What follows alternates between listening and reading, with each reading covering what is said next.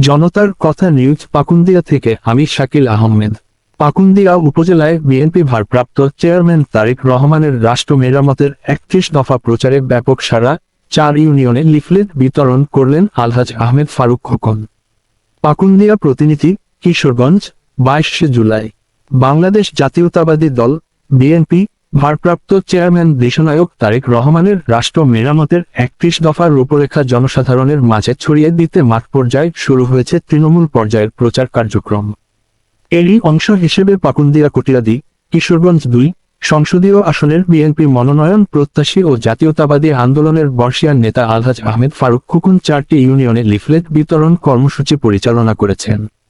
তিনি সম্প্রতি পাকুন্দিয়া উপজেলার জামামগালিয়া, পাটুয়াভাঙ্গা, বরুদিয়া ও চরফরাদি ইউনিয়নে গণসংযোগ ও লিফলেট বিতরণের মাধ্যমে সাধারণ জনগণের মাঝে তারেক রহমানের ঘোষিত ৩১ দফার রূপরেখা তুলে ধরেন।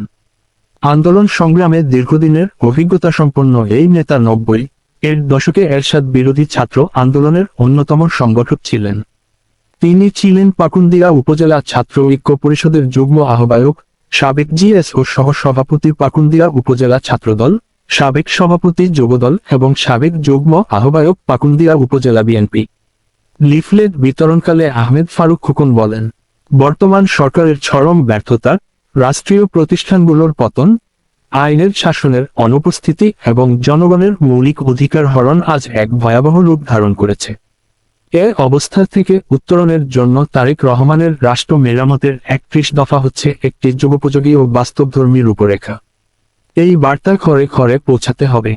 তিনি আরও বলেন, জনগণের আস্থা ফেরাতে এবং সত্যিকার গণতন্ত্র পুনরুদ্ধারের জন্য আমাদের এই প্রচার চালিয়ে যেতে হবে। একমাত্র রাষ্ট্রীয় সংস্কারের মাধ্যমে আমরা নতুন বাংলাদেশ গড়তে পারব। সাধারণ জনগণের